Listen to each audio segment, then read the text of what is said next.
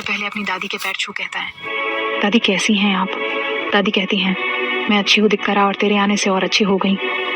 महक अभिनव के गले लग कहती हैं, अभिनव मेरे भाई, थैंक गॉड तुम यहाँ आ गए। तुम्हारी भांजी तो कब से तुम्हें याद कर रही हैं। रूबी कहती हैं, मामू आप बहुत बुरे हो, मुझे आपसे बात नहीं करनी, मुझे आपसे कुछ चाहिए। अभिनव घुटनों के बल रूबी के सामने बैठ कहता है, मेरी प्रिंसेस तो आपको क्या चाहिए अपने मामू से? रूबी कहती हैं, पहले आप मुझसे बाजा करो फील, मैं आपको बताती हूँ। अभिनव कहता है, चलो वादा किया अब बताओ। रूबी इतना सुन अभिनव के गले लग कहती है, मुझे मामी चाहिए। इतना सुन अभिनव रूबी को नीचे उतार कहता है, रूबी ये कैसी जिद है? रूबी कहती है, मुझे नहीं पता मामू, अगर आपने मुझे मामी नहीं ला कर दी तो मैं खाना नहीं खाऊंगी। सभी लोग रूबी की तरफ आंखें छोटी कर देखते हैं और अपने मन में कहते हैं, रूबी इतनी सी है पर अपने मामू की तरह जिद्दी काफी है। अभिनव ने घूर कर रूबी की तरफ देखा। रूबी ने अपने मामू का जब ये रिएक्शन देखा तो उसने जोर जोर से रोना शुरू कर दिया। अंश ने उसे अपनी गोद में उठाते हुए कहा, रूबी बेटा आप तो पापा की प्यारी बेटी हो, बेटा चुप कर जाओ। रूबी चुप कर जाती है। अंश रूबी को मीरा और वीरा को दे देता है और खुद अभिनव के पास जा कहता है, अभिनव यार अब तुम भी शादी कर लो, तुम्हारी उम्र भी हो रही है। वो अभिनव के बालों को पकड़ कहता है, ये देखो तुम्हारे व्हाइट बॉल बता रहे हैं कि अब तुम्हें शादी कर लेनी चाहिए। अभिनव ने घूर कर अपने जीजू को देखा और बोला, जीजू आप बस करे, आपकी बेटी कम थी जो आप भी मेरे पीछे पड़ गए। अंश हंसते हुए बोला, आप ये बात मुझे ना कहे तो अच्छा है, क्योंकि आपने ही मेरी बेटी रूबी को इतना बिगाड़ दिया है कि जब भी उसे अपनी कोई बात मनानी होती है वो भूख हड़ताल पर आ जाती हैं। महक उन दोनों की बात सुन कहती हैं, अब आप दोनों बस करे, वैसे भी रूही ने कुछ गलत नहीं कहा छोटे, अब आपकी शादी की उम्र है। कशिश जी सबको देख कहती हैं, आप सब बैठे, हमें आप सबसे एक जरूरी बात करनी है। सब कुर्सियां पर बैठ कशिश जी की तरफ क्यूरियोसिटी से देखने लगते हैं। कशिश जी कहती हैं, हमने अभिनव के लिए एक लड़की को चुना है और अभिनव की शादी भी उस लड़की से ही होगी। अभिनव अपनी एक आईब्राउ ऊपर कर कहता है, मॉम मुझे शादी नहीं करनी। कशिश जी बोली, अभिनव तुम्हें 10 दिन के अंदर शादी करनी ही होगी। दादी भी बोली, बेटा हमें भी तुम्हारी शादी देखनी है। अभिनव ने कहा, ठीक है मॉम। सभी लोग अभिनव की बात सुन खुश हो जाते हैं। अगले दिन कशिश जी ने रावी से उसके घर का पता पूछा और उसके घर आगरा जाने के लिए वो तैयार होने लगी। सुबह 10 बजे रावी के घर के सामने वाली गली पर 2 मर्सिडीज कार खड़ी थी, जिसमें से मीरा, वीरा, गौरी, महक और कशिश जी उतरे। वो सारे अपने इधर उधर देख थोड़ा अनकंफर्टेबल हो रहे थे, क्योंकि आसपास के लोग उन्हें देख रहे थे, क्योंकि वहां पर सभी मिडिल क्लास फैमिली के लोग रहते थे। कशिश जी की फैमिली के पहरावे और गाड़ियों को देख वो लोग सोच रहे थे कि ये लोग कौन हाइम और रावी के घर के बाहर क्यों खड़े हैं। रावी, रूही, करण सभी घर के कामों में लगे थे, क्योंकि कशिश जी ने रावी से कहा था कि वो आज रूही से मिलने आएगी। रावी कहती हैं, तुम लोग जल्दी करो, वो सब आते ही होंगे। घर की बेल बजती है। रावी ने आज व्हाइट कलर का अनारकली सूट पहना था। उसने आज अपने लंबे बालों की चोटी करी हुई थी। रावी ने गेट खोला। जब सबकी नजर रावी पर पड़ी तो एक पल के लिए सब उसकी खूबसूरती में खो गए। रावी ने सबको नमस्ते कहा और अंदर आने के लिए कहा। सभी लोग घर के अंदर आ गए। उनके पीछे कुछ नौकर काफी गिफ्ट्स और मिठाई ले खड़े थे। उन्होंने वो सब सामान डाइनिंग टेबल पर रखा। सभी लोग सोफे पर बैठ गए। रूही, जिसने आज रेड कलर का फ्रॉक सूट पहना था, उसमें वो काफी प्यारी लग रही थी। दादी भी आ जाती हैं, फिर वो सबको नमस्ते कहती है। दोनों परिवार आपस में बातें करने लग जाते हैं, पर महक की निगाह तो बार बार रावी पर ठहर रही थी। उसने अपने मन में कहा, रावी और अभी की जोड़ी कितनी अच्छी लगेगी। तभी कशिश जी रावी की दादी से कहती हैं, हमें आपसे एक निवेदन है, हम उम्मीद करते हैं कि आप हमें इनकार नहीं करेंगे। वो आगे कहती हैं, हमें आपकी बेटी पसंद है, हम उसे अपनी बहू बनाना चाहते हैं। दादी कहती हैं, लेकिन अभी तो हमारी पोती की उम्र बहुत कम है और हमने कभी ऐसा नहीं सोचा। कशिश जी कहती हैं, आप फिक्र मत करें, हम आपकी बेटी को बहुत खुश रखेंगे। दादी भी आखिर में मान जाती हैं। कशिश जी एक लाल दुपट्टे को उठा सोफे पर बैठी रावी और रूही की तरफ बढ़ जाती हैं। कशिश जी रूही के ऊपर चुनरी ओढ़ देती हैं, जिसे देख सब हैरान हो जाते हैं, क्योंकि सभी को लग रहा था कि कशिश जी यहाँ रावी के रिश्ते के लिए आई है, पर उनके दिल में तो कुछ और ही था। महक का तो मुंह खुला का खुला रह जाता है। उसे इस वक्त अपनी माँ का फैसला गलत लग रहा था। दादी को भी हैरानी हुई, पर उन्होंने ने किसी को दिखने नहीं दी, और वो वैसे भी खुश थी, क्यों कि वो रूही को भी रावी की तरह मानती थी। सभी लोग रूही का मुंह मीठा कराते हैं। रावी उसे गले से लगा कंग्रेचुलेशंस कहती हैं। कुछ देर सभी लोग रूही से बातें करते हैं, फिर कशिश जी और सभी सहगल विला आ जाते हैं। कशिश जी सोफे पर बैठते हुए दादी से कहती हैं, माँ सा, आज हमने आपकी होने वाली पोत बहू को रोक दिया है।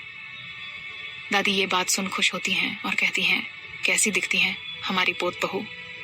मीरा, वीरा और महक एक साथ बोलती हैं, दादी ठीक ठाक ही हैं वो। और इतना कहे वो तीनों वहां से चली जाती हैं। कशिश जी गौरी की तरफ देख आंखों आंखों में पूछ रही थी कि इन्हें क्या हुआ।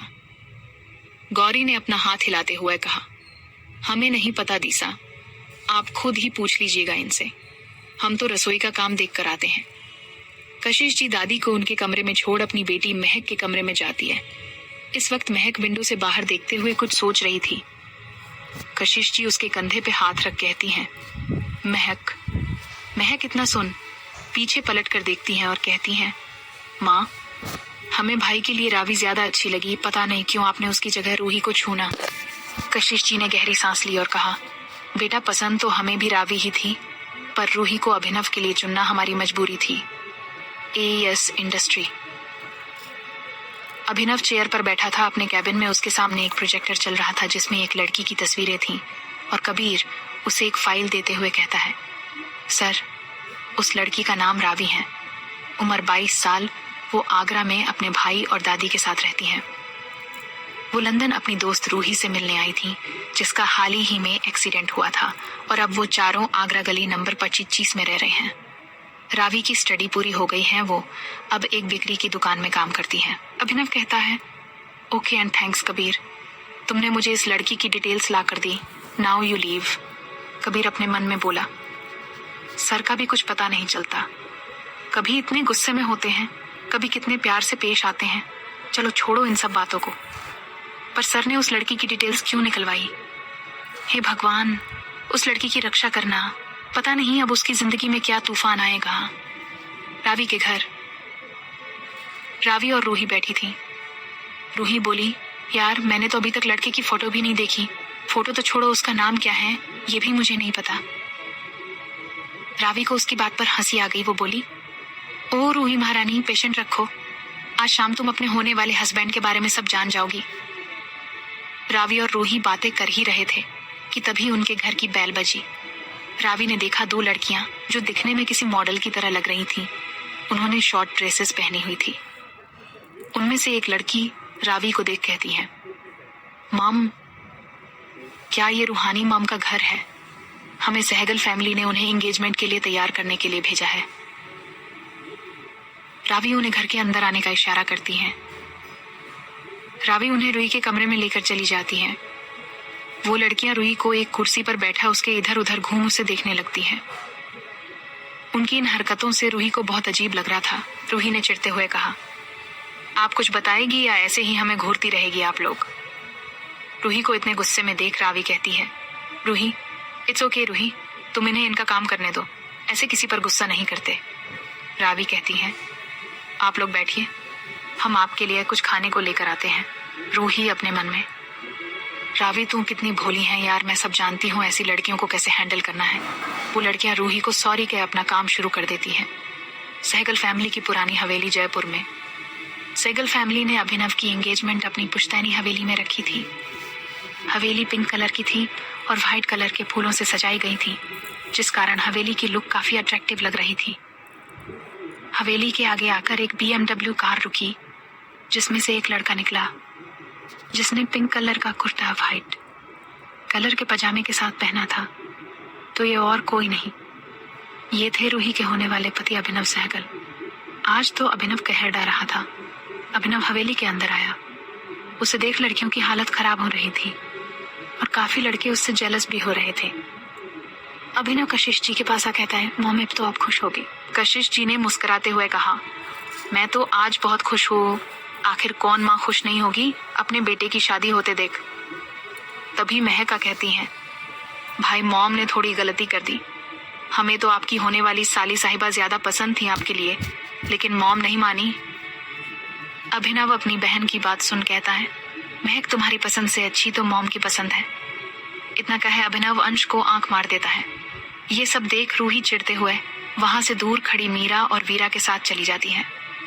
अभिनव कहता है, जीजू वैसे महक मुझसे नाराज होगी, पर मैं उसे मना लूंगा। आप अपना ध्यान रखना। कशिश जी अभिनव को देखते हुए कहती हैं, कोई बात नहीं बेटा, तेरी भी बारी आएगी जब तुम अपनी बीवी के आगे पीछे घूमेगा, फिर हम सब तुझे देखेंगे बेटा। अभिनव इतना सुन वहां से 9-2-11 हो जाता है। कशिश जी अंश को देख कहती हैं, बेटा तुम महक के पास जाओ, आई थिंक उसे थोड़ा बुरा लगा है। थोड़ी देर बाद 2 लड़कियां सीढ़ियों से आ रही थीं। ये थी रूही और रावी। रावी ने आज डार्क पिंक कलर का लहंगा पहना था। उसका लहंगा स्लीवलेस था, जिसकी वजह से उसकी गौरी बाहें दिख रही थी। उसने अपने बाल खुले रखे हुए थे। कुल मिलाकर रावी बहुत प्यारी लग रही थी। रावी रूही को नीचे लेकर आ रही थी, जिसने लाइट पिंक कलर का हैवी लहंगा पहना था। अभिनव जो अपने कुछ दोस्तों से बातें कर रहा था, जब उसने रावी को आते देखा तो उसकी निगाह एक पल के लिए उसी पर ठहर गई। उसने एक शैतानी हंसी हंसते हुए कहा, ओ मिस रावी, तो आप ही हैं। मेरी दुल्हन वैसे कमाल है। जितना तुम मुझसे दूर भाग रही हो, उतना ही किस्मत हमें साथ लाना चाहती है। रावी की निगाह जब एकदम से नीचे खड़े अभिनव पर जाती है, उसकी तो सांसें जैसे उसके गले में ही अटक गई हों, ऐसी हालत हो गई थी। कशिश जी रूही का हाथ पकड़ उसे अभिनव के बगल में खड़ा कर देती है, जिसे देख अभिनव चौंक जाता है, पर उसके चेहरे पर कोई भाव नहीं थे। रावी वहां से जाने के लिए जल्दी जल्दी चलती है कि तभी हील पहनने के कारण वो गिरने वाली होती है कि तभी उसे 2 मजबूत बाहें बचा लेती हैं। रावी ने गिरने के डर से अपनी आंखें बंद कर ली थी, लेकिन जब उसे एहसास हुआ कि वो नहीं गिरी तो उसने चैन की सांस ली। उसने महसूस किया कि किसी ने उसे पकड़ रखा है। उसने आंखें उठाकर देखा, उसके सामने एक हैंडसम लड़का था। रावी बोली, थैंक्स हमें बचाने के लिए। वो लड़का धीरे से बोला, आपके लिए तो हम अपनी जान भी दे दें। रावी को उसकी बात नहीं सुनाई दी। उसने कंफ्यूज होते हुए कहा, आपने कुछ कहा? वो लड़का बोला, नहीं मेरा नाम समीर है। और आप कौन? रावी ने कहा, मैं दुल्हन की दोस्त हूँ। समीर बोला, इट मीन्स आप अभिनव की साली साहिबा हैं। रावी ने कहा, हाँ, पर आप कौन? समीर बोला, मैं आपकी दोस्त का होने वाला देवर। समीर अभिनव का पक्का दोस्त, जो अभिनव को उसके हर अच्छे और बुरे काम में सपोर्ट करता है। समीर की उम्र 25 साल है। समीर दिखने में बहुत क्यूट और हैंडसम है।